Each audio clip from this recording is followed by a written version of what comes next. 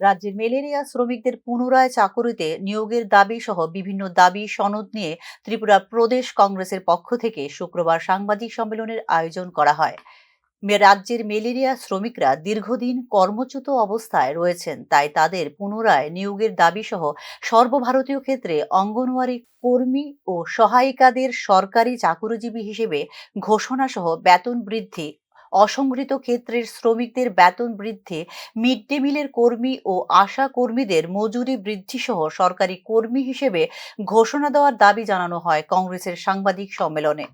ভারতবর্ষের বিদেশি বিনিয়োগের সরকারি তথ্য উত্থাপন করে গত 10 বছরে ভারতবর্ষে বিদেশি বিনিয়োগকারীরা বর্তমান অর্থ বছরে ফেব্রুয়ারি মাস পর্যন্ত 17 লক্ষ কোটি টাকা বিনিয়োগ তুলে নিয়ে গেছেন বলে সাংবাদিক সম্মেলনে জানানো হয়।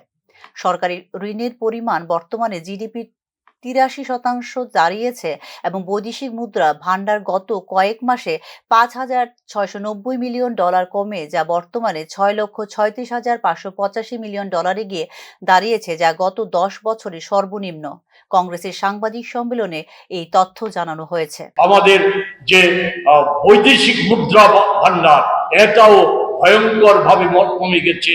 এটা এই সময়ের মধ্যে গত কয়েক মাসে $5,690 কমে গিয়ে বর্তমানে দাঁড়িয়েছে $6,34,585 বিলিয়ন, যা গত 10 বছরের তুলনায় সর্বনিম্ন। এটা আমাদের মনে করিয়ে দিচ্ছে চন্দ্রশেখরজি মন্ত্রিত্বকালীন সময়ের অবস্থা।